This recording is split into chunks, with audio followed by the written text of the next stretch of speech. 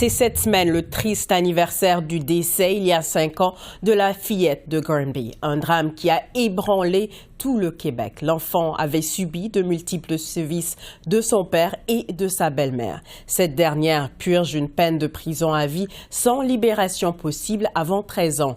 La fillette était suivie par la DPJ depuis sa naissance. Après ce drame, une commission spéciale présidée par Régine Laurent a vu le jour et a déposé un rapport avec une 60aine de recommandations. 3 ans plus tard, un comité de suivi estime que le gouvernement Legault tarde à agir. Le chef de l'opposition à Québec, Marc Tanguay, a interpellé le premier ministre Legault mercredi à la période des questions. On ne peut pas tenter de discréditer le comité de suivi lorsqu'il, entre autres, rassemble l'ENAP, Fondation Marie-Vincent, Observatoire des tout-petits, Collectif Petite Enfance et j'en passe. C'est eux qui lui disent que ça ne marche pas son affaire. Que répond-il? Madame la Présidente, on est en mouvement, mais on ne peut pas s'auto-proclamer comité de suivi. J'en discute avec la présidente du comité de suivi de la Commission spéciale sur les droits des enfants et la protection de la jeunesse, Martine Desjardins. Bonjour, Madame Desjardins. Bonjour.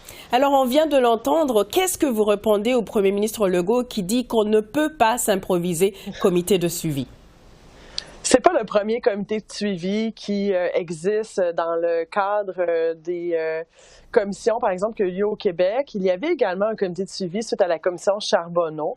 Habituellement, ces comités de suivi-là sont mis en place par la société civile, par les experts, pour s'assurer que les gouvernements, donc c'est la raison pour laquelle ça émane pas d'un gouvernement, habituellement un comité de suivi, c'est pour s'assurer que le gouvernement, le ministère qui doit mettre en place les recommandations d'une commission spéciale, donc ne fait pas prendre de poussière à ce rapport-là.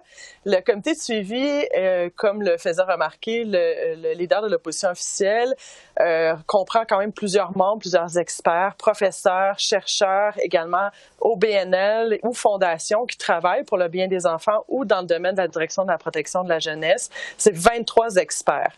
C'est des experts qui se sont engagés dans le comité de suivi à la recommandation d'également d'experts collègues, parfois professeurs, donc à l'invitation de Camille Bouchard, qui est docteur en psychologie, qui est professeur et chercheur à la retraite maintenant de l'UQAM, mais bien connu, Annie Bérubé, Carl Lacharité, Julie Poisson, Nibi Chassioui et Georges Sarabiusi. Ce sont eux qui ont créé, qui ont établi la composition du comité de suivi et qui sont venus me demander de présider ce comité-là alors que j'étais en congé de maternité en 2022.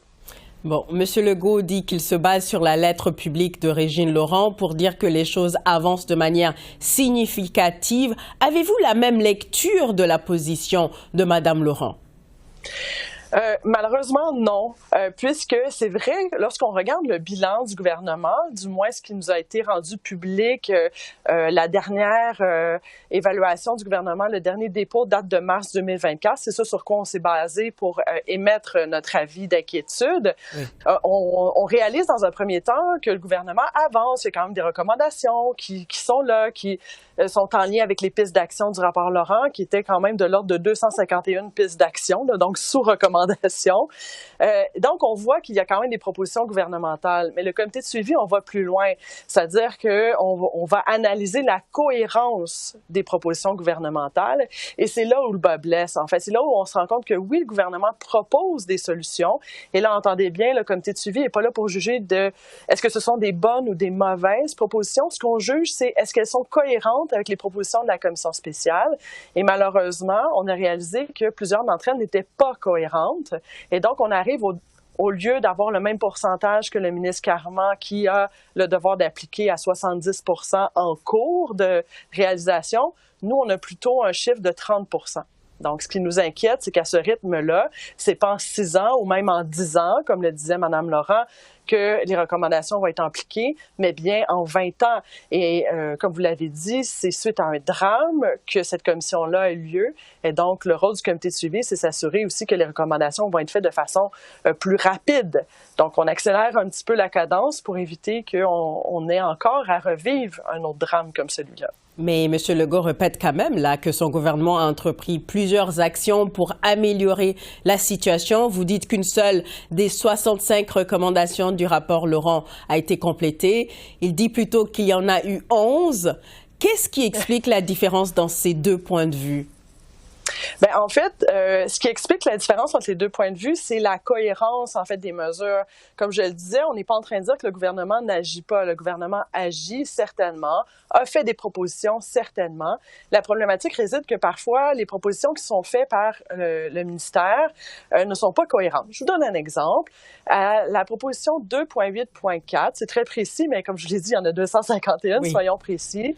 À la position 2.8.4, il est recommandé de garder les enfants dans leur milieu de garde ou leur milieu scolaire si c'est dans leur intérêt. C'est-à-dire donc de ne pas les transférer d'un établissement à l'autre alors qu'ils ont un suivi, par exemple, à la direction de la protection de la jeunesse. Le gouvernement répond qu'il a facilité les transferts de ces enfants-là dans les différents établissements. Là, donc, il prend pour acquis qu'ils vont être transférés. C'est bien d'avoir proposé d'améliorer la transition et de la discussion entre les différents ministères, mais ce n'était pas ça la recommandation du rapport Laurent. Le rapport Laurent demandait de mettre en place des mesures pour le maintien de ces enfants-là dans leur milieu, qui est parfois un milieu qui est sécurisant. En fait, c'est la raison pour laquelle ils avaient fait cette proposition-là. Et donc, oui, on note que le gouvernement avance, mais pas en répondant, en fait, à la recommandation. Et il y en a plusieurs cas comme ça, notamment des cas où on proposait de mettre en place un chantier qui réunissait des ordres professionnels ou encore des parents et des jeunes pour revoir l'offre de services et des pratiques, mais ces chantiers-là n'ont pas eu lieu. Oui, le gouvernement a fait des propositions de, par exemple, reconnaître par exemple, reconnaître pour des travailleurs étrangers qui auraient une formation en travail social des acquis. Donc, ça, c'est bien, mais en fait, on leur demandait de mettre en place un chantier. Donc, le comité de suivi juge que bien que ce soit une proposition, elle n'est pas cohérente et donc on ne calcule pas qu'elle est réalisée.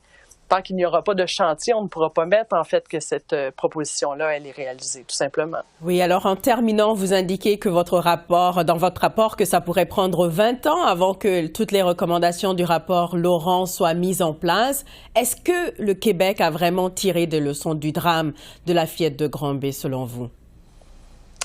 On ose espérer que oui. Encore une fois, le comité de suivi ne doute pas de la bonne volonté du ministre Carman de mettre en place. Il a quand même mis en place un plan d'action. Il s'était fixé une cible ambitieuse de 6 ans. Oui. Madame Laurent disait que ça nous prend 10 ans. Du côté du comité de suivi, on fait la même évaluation que Mme Laurent. Là, ça prend environ 10 ans. Donc déjà, 6 ans, c'était ambitieux. Ceci dit, si on veut vraiment prendre acte de ce qui s'est passé et éviter que ça se reproduise, il va falloir accélérer le processus, notamment rappeler l'adoption du projet de loi 37 pour le commissaire au bien-être des enfants. C'est quand même une clé pour mettre en place les autres mesures urgentes qui tardent et revoir aussi les chapitres qui sont délaissés actuellement par le ministère, notamment les peuples autochtones, en fait, ce qui est un chapitre quand même important, et le chapitre aussi sur la violence conjugale qui est complètement laissé de côté, en fait, dans les propositions actuellement mises en place par le gouvernement. Madame Desjardins, merci beaucoup pour votre temps. Merci à vous.